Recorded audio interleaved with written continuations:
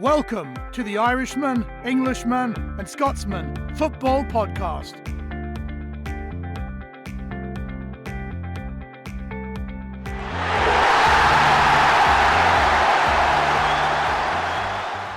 This is the Irishman, Englishman and Scotsman Football Podcast. JP, Kev and Fino present this evening. We have no Joe. He's locked in Heathrow Airport with Ralph Hasenhutl. We'll continue on without him. Unfortunately, Joe will be back next week, of course. So, lads, we're going to have a look at the Premier League games that just went by, the final day of the Premier League. A look ahead, of course, to the Champions League final on Saturday, which is an all-Premier League affair when Chelsea take on Manchester City. Things didn't exactly go to plan altogether. I think the end product did, but I might have been the only one that gave Villa a chance. Villa ended up beating Chelsea. Leicester lost to Spurs. Liverpool, as we all predicted, beat Palace and qualified for the Champions League, actually coming in third place. I don't think Leicester will be all that disappointed. I know Rodgers has missed out 2 years in a row, but if you said to Leicester fans at the start of the season, look, you can finish fourth or you can win the FA Cup for the first time in your history, I'm sure they would have took the cup. I agree and I disagree. So, first of all, what an absolute story it's been to be a Leicester fan over the last 7-8 years. You know, at one point they were in League One, I think, and then they went and won the whole thing a few years ago, and then they've obviously won the FA Cup. But I was watching Match of the Day and they were going over it, and obviously Gary Lineker's a Leicester fan. 93% of the last 2 seasons, Leicester have sat in the top 4, and yet they've contrived to lose it on the final day 2 years in a row. So it's clear that they can mix it with the best. They've won the league, they've won the FA Cup, they've beaten good teams, and they've played some great football. But if you're a Leicester City fan, you have to be thinking kind of what's next. Can they actually get over this? There has to be questions asked or questions rattling around in the back of Leicester fans' minds, like, why are we not in the Champions League? I think that's very well put. Questions rattling around in their minds. It can't be a question. It can't be like questions asked. Like no one, is gonna second guess any of the decisions made by Rodgers. It has been in many ways a spectacular campaign. And I've been umming and ahhing about it, and I've been trying to put myself in the position of being a Leicester fan. It is true that the Champions League, when you're in it, can be a bit crap. Do you know what I mean? You could just have a rubbish group. You end up getting beaten a couple of times badly by, I don't know, a Real Madrid or someone like that. Then get a couple of dodgy half-assed results and end up finishing third and going into the Europa League. So sometimes it's not all it's cracked up to be. I think there is something about getting a major, let's be generous, a major piece of silverware still in the FA Cup, and just sort of say, on balance, that I'm sure Leicester fans are super disappointed right now. But after a while, they probably will think back and think, well, actually, that's pretty good, isn't it? I think they've been absolutely spoiled rotten. I mean, don't forget, under Martin O'Neill in the 2000s, they won the League Cup twice. So and then to win the Premier League with that team, with no money, and then the FA Cup, and to finish, fifth a couple of years in a row, almost in the top 4. I think they're overachieving, and Brendan Rodgers has done a fantastic job. And don't forget, in this game, all they had to do was beat Tottenham. They led twice. I'm sure they'll get over the line at some stage. Whether or not, the likes of Vardy is still around when it happens, who knows? Now, I actually picked Villa to upset Chelsea, and they did.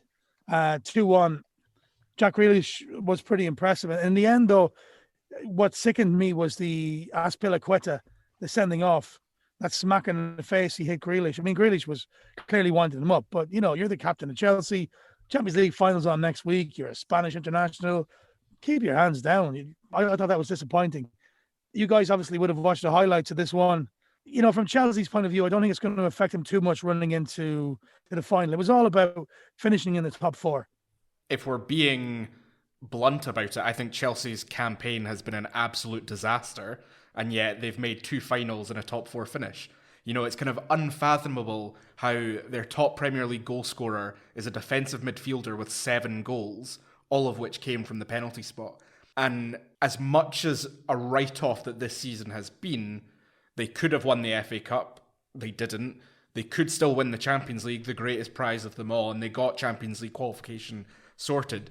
And I actually don't think that all is lost for Chelsea going into next season, because I think the players that they brought in this season will have had to acclimatise. They'll have had time now. Obviously, the Euros are coming back, but we all thought, I think, when they beat Leicester, right, Chelsea are sewn up for Champions League, and then obviously they contrived to play like they were going on their holidays the next day. But I mean, fair play to Villa, because I think, as you say, Grealish made a huge difference to that Villa team, and they'd clearly worked on some set pieces, I think, as well. It was a very interesting final day game of the season. Yeah, I think you're right there, Fino, in saying that Chelsea will be, well set for next season. And also bear in mind that Thomas Tuchel, he's basically working with Frank Lampard's team. He's only come in halfway through the season, done a fantastic job. And if they lose on Saturday, it'll be a case of what it could have been, a bitter end to the season for Chelsea fans, that's for sure. Kev, Liverpool 2, Palace 0, routine, into the Champions League places, no bother at all. Never a worry, was it? I wouldn't quite say it was routine. I think they got a bit of a rude awakening in the first half when it could have all gone badly for them, giving up a couple of chances. But that seemed to shock them into, reminding them what they needed to do in that game. But it was quite quietly impressive, wasn't it, Liverpool during those last whatever it was, 6 weeks of the season, six or seven games of the season anyway, where you sort of had them back in the kind of groove. Not quite where they started, actually better than where they started. I think we're going to talk about this next time, aren't we, about our predictions at the start of the season. But I'm not going to say the prediction at the start of the season. I'm going to go back to Fino's after 3 games. He said we may as well just give the league to Liverpool, which is fair enough, because they'd won 3 games which looked very difficult on paper, didn't they? And I remember predicting they might only have like a couple of points after those first 3 games. But anyway, it was roller coaster stuff at the start of the season, and that was even with Van Dijk. What's been impressive is that there seems to have been an air of calm restored about them a little bit, doesn't there? And I've thought about this, and I've read some stuff about it, and of course watched what I've watched. And it's just no coincidence, isn't it? It's like you look at Thiago, especially alongside Fabinho, and you think, wow, that's a partnership. And Thiago is a hell of a football player. I think he took a lot longer to acclimatise than we might have thought, partly because of injury and partly because whatever, the team was all over the place. But, I could watch Thiago all day, I really could. I think if they do make an astute signing, if they get a bit of cover at centre-back, if they think about what happens to, I think they could do with another attacker. I think they could do with another central midfielder, and certainly a few of the kids to come in and do something. I've said before, I think Harvey Elliott on loan was probably a mistake on balance, and Liverpool are looking forward to having him back. But yeah, calmness restored, a bit of sanity restored. Like I say, I wouldn't say it was quite absolute calm, but it was as close as we've had for a while. What about the attackers you do have, and the guy that, you didn't really fancy much in the last few weeks? They banged in 2 goals. Was that a statement from Mr. Mane saying, look, I'm going nowhere? I'm super pleased for him, because he's been contriving to miss any kind of chance. The first one did well sort of to pounce. I think the second one took a bit of a deflection. It's not running him down or anything like that. I still think he's a hell of a long way. But the thing about Mane has been like, again, sorry to come back to the theme where I've touched on before. All of those Liverpool forwards have been out of form at one time or another in previous seasons. What happened this time is they were all out of form together.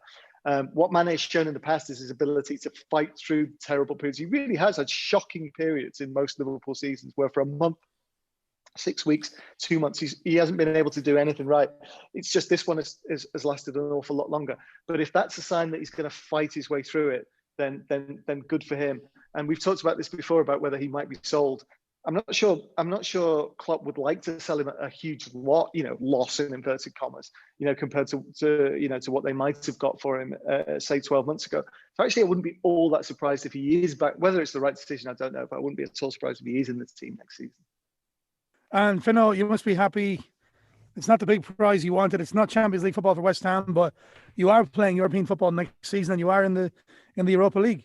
Yeah, definitely. I think all West Ham fans are getting their shiny new Brexit blue passports out, and yeah, Hammers are off on a European tour. If the countries will let us in, to be honest. Look, it's been a great end to a phenomenal season, and that game against Southampton, I don't think Joe would really have any complaints about the overall result. It just seemed like Southampton switched off for 3 times, and West Ham made them pay. And the third goal was a perfect example of that, where it was just a nothing ball down the left-hand side channel. Declan Rice, for some reason, was out there, and there was no defenders, and he just waltzed into the box and calmly put it past McCarthy. David Moyes is absolutely my shout for manager of the season. I know that Guardiola got it from the I think it was from the writers or somebody like that, but he's done a phenomenal job. We'll talk about it next week when we go through our teams of the season. No surprise to say that there is quite a heavy Hammers contingent on my team of the season. But yeah, absolutely phenomenal. And yeah, we look forward to Thursday nights in the Europa League. Yeah, we actually spoke about this, Fino, a few months ago, that if West Ham were to make the Champions League, there'd have to be serious investment, because I do remember Newcastle were in the shout for Champions League up until the last couple of games when Alan Pardew was in charge. Ended up finishing fifth, and the next season went into the Europa League. Didn't invest too heavily and really struggled in the Premier League and just about stayed up. That must be a concern for West Ham fans also. It is and it isn't. So in terms of money to spend, it seems that David Moyes will be given quite a serious kitty to play with. In terms of, the rumour is that he has 70, 80, 90 million pounds to spend. There's already conversations about, of course, our feeder team at this point in Slavia Prague, that there will be more Czech mates brought in. And there's also chat about Alex Kral, who is also Czech but plays for Spartak Moscow. We're basically becoming the Czech Republic national team. We do need to absolutely get our recruitment correct. Can we sell Felipe Anderson for £5 and at least add to our transfer budget? If Declan Rice does go, can we get 100 million for him to really bolster the side? Can we get Lingard back? There's a bunch of questions really there. We need to strengthen up top. We probably need to bring in, as Kev was saying there for Liverpool, probably need to bring in a replacement for the spine of the side. And then I will feel comfortable, because it could very easily be that West Ham have a deep Europa League run and end up, finishing 16th, 17th next season. And that's exactly what the West Ham fans don't want. Now, a couple of months ago, I never thought I'd be saying this, but Newcastle United have finished 12th in the Premier League. I really thought we were staring relegation in the face with no hope and no chance, basically. Graham Jones has come in, performed miracles.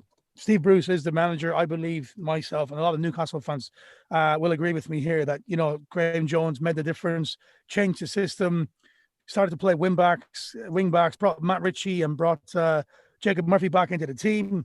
In Steve Bruce's defense, though, he did say that if we get our big players back, we'll be okay. And the run-in for Newcastle coincided with the return of Saint-Maximin, with Callum Wilson. Shark came back in the end, Fernandes came back. And, to look at the table, and Newcastle are ahead of Wolves, Southampton, Palace, it's one hell of a turnaround, I have to say. And a note for Joe Willock, who scored again. 7 games in a row, unbelievable. And when there was 10,000 fans at the stadium in the second last game of the season, Joe Willock obviously got the goal, but he was applauded off, and the fans were shouting and screaming, singing, "Joe Willock, we want you to stay." Sadly, Joe Willock came out yesterday and said, "Look, thanks very much, Newcastle fans, you've been amazing, and goodbye," which means, what Arteta has said, that they're going to keep him, and I wish him all the best. And he's made a massive difference to Newcastle staying up. But I mean, that's all you want under Mike Ashley is, are we going to stay up? Because that's realistic as a Newcastle fan. He's not going to spend any money unless you go on a lucky run like Pardew did. For Newcastle fans, every year the summer is about will the sale go through? And if it doesn't, which it normally doesn't, will it be okay for next season? But on the flip side, I think for Mike Ashley, he would say to Steve Bruce, look, here's your job. Keep us in the Premier League and you got a job for next season. Because he knows the funds he's going to make from the Premier League. But I'm happy out that, not only did Newcastle stay up, but stayed up quite comfortably. I was having a think about the clubs that are maybe in trouble for next season. And whilst I don't think the Newcastle are outright in trouble, it is this very short-term outlook that it is from season to season. There isn't really much in the way of planning. If we're talking about Willock going back to Arsenal, the rumour is that Mourinho wants to make Saint-Maximin his first signing at Roma. They can obviously offer him European football. If Saint-Maximin goes, do you have quite the same energy coming from midfield into attack? And also you still have Bruce there, and I know how much the fans have rallied against him. So as always, Newcastle will be one of the very interesting storylines of the Premier League season. you just never know which way it's going to go. And I think we saw that this season as well. Yeah, I think St. Maximin might be off myself, actually. But to be honest, I don't think Roma are a big enough club for him. I think when he goes somewhere, it'll be very. But he could even go to Paris Saint-Germain. That's how good he is. And I'm surprised he wasn't. The problem with St. Maximin is that he's injury prone, and that's one of the reasons why he stayed at Newcastle for an extra season, I think, But he's a real game changer. Where he goes, who knows? I mean, he's as good as, if not better than Mane, when Mane, came into the Premier League. That kind of player that can really excite and beat people. And yeah, I think he'll go a lot bigger than Roma, without disrespecting them. But no, happy enough for Newcastle. Arsenal season, Arsenal have won the last 6 games in a row, 5 or 6 games in a row. But for the money they've spent as well, it's pretty much a shambles. Tottenham also bringing in Bale and bringing in these guys, and we had them kind of nailed. I mean, Fino, you had them on for winning the league around Christmas time, but they really fell apart. And then the elephant in the room is Harry Kane, who got his goal, got the golden boot, got the most assists in the season. He's surely got to be off now, lads. Yeah. Yeah, I mean, he without question, and we talked about this last week a little bit. Does he go to one of the Manchesters? Chelsea came in and said they would like him. I'm sure pretty much everyone would like him at this stage. It just depends. You wonder. He signed that really long contract, didn't he? 6-season contract extension, I think, or whatever, or for a total of 6 years or something like that, which means he has no bargaining chip whatsoever, right? So he has to do, if he wants to move, he has to do whatever Levy decides, right? So he just has nothing. Levy can hold him to his contract if he wants. So he may decide he wants to go to Manchester City, for example, to pluck a club at random. But if they're not offering the same amount of money as a rival club, it doesn't matter what the wages are or anything like that. Tottenham can turn around and say, well, we're just not going to sell you because we've got a bigger offer coming in. I'm really, really sorry. So he may slightly be regretting that decision to sign a very long contract. He may be having words. I think his agent's his brother, actually. But I'm sure by hook or by crook he'll be off. There's no coming back from the statements that he's made so far. Yeah, funnily enough, the other 2 teams in my clubs in trouble next season are both Arsenal and Tottenham, because I think Arsenal are in an interesting position where their performances off the pitch are detracting focus away from what's happening off the pitch and vice versa. So the whole Kroenke out situation is probably giving Arteta some grace period with a lot of Arsenal fans as well. Spurs losing a third of your goals and I think 10 plus assists in Harry Kane, really that's irreplaceable. I think between Kane and Son, they had something like 50 goals this season. And it's just, you cannot replace that. And as you say, Kev, it's very much who Levy wants to sell him to rather than who Kane wants to go to. But I'll tell you what, whoever does get Harry Kane is probably going to win the league next season. Bold shout. I like it. Good man. Get your predictions in early. I think we probably said the same thing about Gareth Bale. Whoever gets him will win the league as well. But that didn't work out too well. Just touching on Arsenal again, it's been a terrible season for Arsenal, but they only finished 6 points off a Champions League place and 4 points off a Europa League place. What a crazy season, though, lads. Obviously we hit by no fans, and then you've got this, the madness that was the Super League, and how refreshing were Leeds and Everton were good at times, so were Villa. But it's good to see the likes of Leicester and West Ham up there in the top 6 and, getting those European places and kind of freshens it up a bit. Okay, lads, moving on to the massive game, biggest game of the season on Saturday night. It's the Champions League final. It's an all Premier League affair when Manchester City take on Chelsea. Headlines coming from this is obviously, would Sergio Aguero get a run out? Who knows? Guardiola has been named manager of the year, like Fino said. Came out and he said he doesn't care about the referee. I think his name is Lajos, who sent them off in the quarter final in 2018 against Liverpool. I'm not sure if there's much injury news coming from Man City. Mendy might be touch and go, the goalkeeper for Chelsea. Kante could have had a hamstring possibly. But, from Chelsea's point of view, lads, obviously gutted to lose the FA Cup final, but where they were earlier on in the season under Frank Lampard, they would have bit your hand off to say, look, you're in the Champions League final against Man City. And now they might get a little bit of hope from this. In the last few weeks, Chelsea beat City in the league away 2-1 and beat them in the FA Cup semi-final. So City are my favourites, and I'm sure you guys will agree with me. But I think Chelsea have some case for hope here.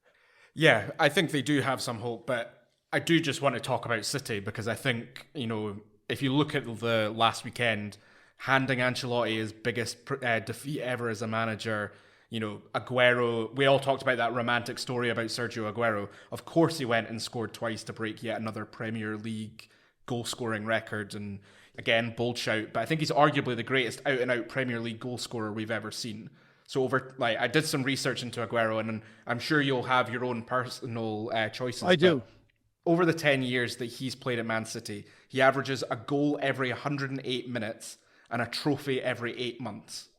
That's unbelievable for one player to have that much success. And of course, he had the whole 93-20 situation, which made him a legend, but he is so much more than just that one goal. And then obviously to beat Wayne Rooney's one club record, it would be just the icing on the cake if he was to go and play. I don't think he'll start in the Champions League final, but if he was to score the winning goal, I think that is automatically the kind of the Hollywood ending that I think most football fans would like to see, in my opinion. The only thing I'd add to that is I think you're absolutely right. I think, and you as well, JP, saying that Man City are favourites, obviously.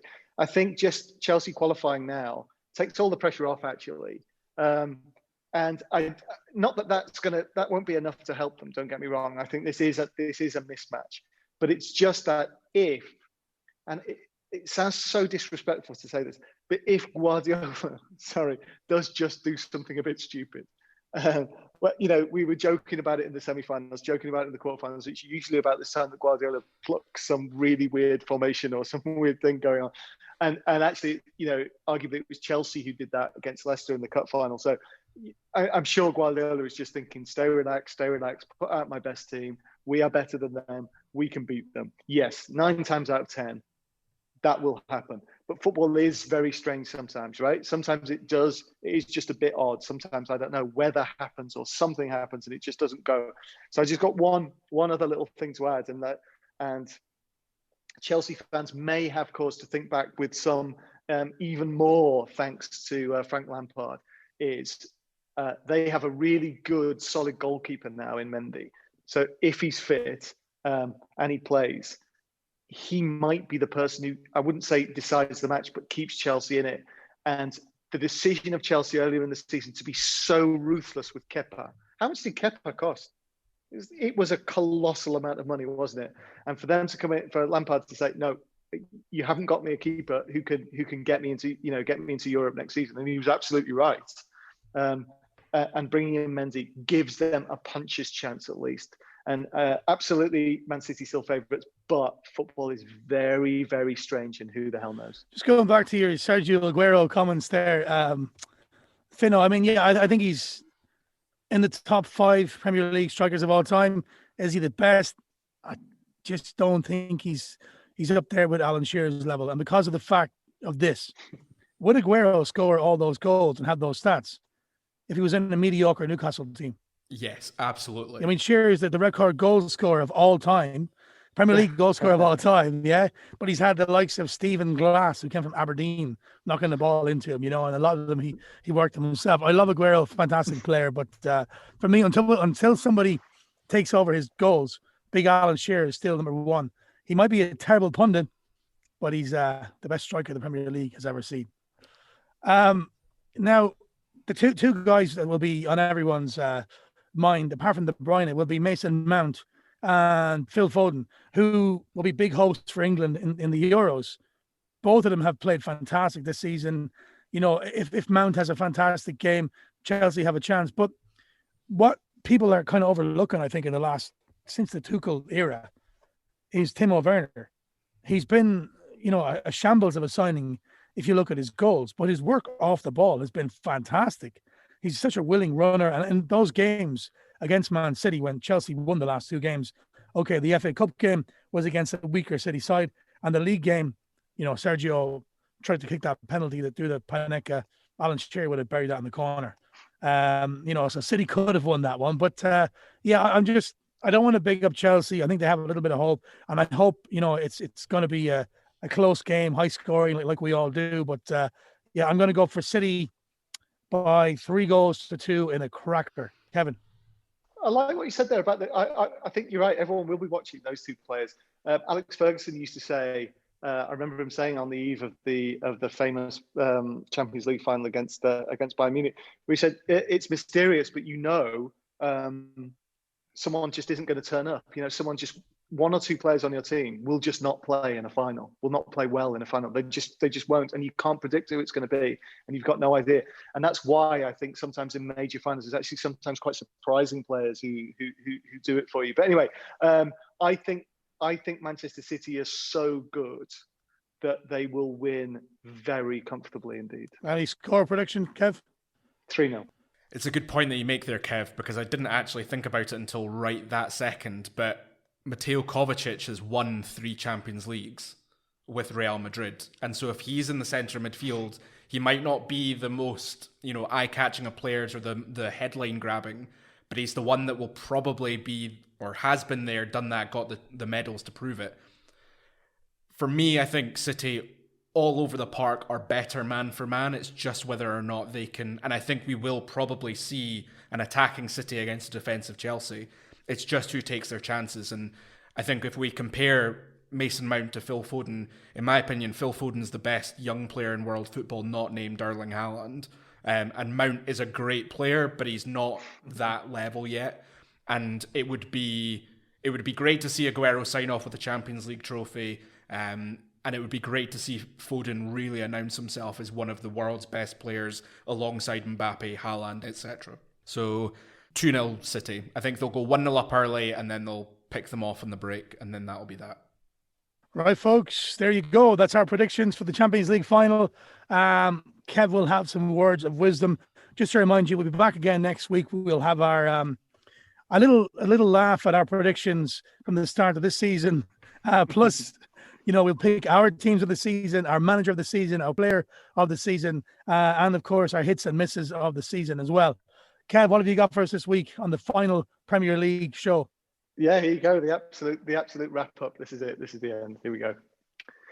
So the Premier League is now in the past tense, and a season defying all logic and sense has muddled on through 38 rounds of games with the calm and assurance of a peak David James. Calamities, plenty. Missteps, galore. But I don't want to dwell on mistakes anymore. So forget all the VAR and the crowd noise so fake, the Super League's bid to grab all of the cake. Instead, let's embrace all the sheer bloody weirdness that started with Alisson, totally beardless. It's not a coincidence that the man scored with his customary sleek facial hair much restored. But I do like awards, and we may as well try to go out on a warm, poetical high.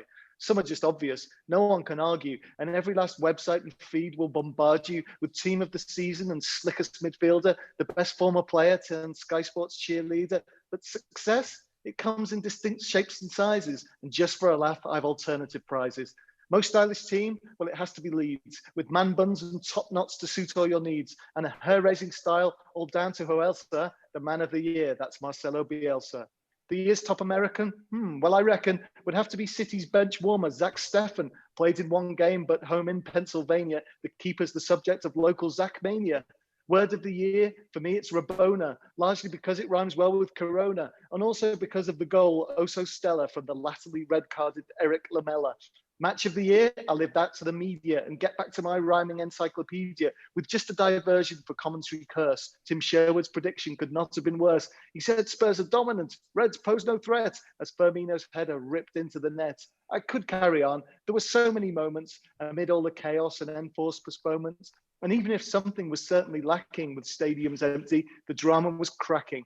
City, of course, the all-conquering heroes. Pep, best-dressed coach since old Carlos Queiroz. And all through the madness, the goals ruled invalid. I had the idea that a foolhardy ballad might just raise a smile. So I tried not to blow it. But thank Christ it's over. Sincerely, your poet. Absolutely brilliant, Kev. And just, folks, you've listened to Kev all season with the poems. And just to realise the level of genius, that poem he just wrote was written in the last hour. How impressive is that? Don't forget to tune in again next Tuesday. We'll have, like I said, our review of the season, plus a little funny look back at our predictions from the start of the season. We'll pick our teams, players, and manager of the season as well. And also, if you're on the listening on the YouTube channel, hit the like and subscribe button and check out the latest interview from a really genuine, humble player called Craig McHale-Smith and Peterborough United fans. Thanks a lot, folks. See you next week. Thank you for listening. If you'd like to hear more of our podcasts, please click on the red subscribe button on the bottom right-hand side. Thank you.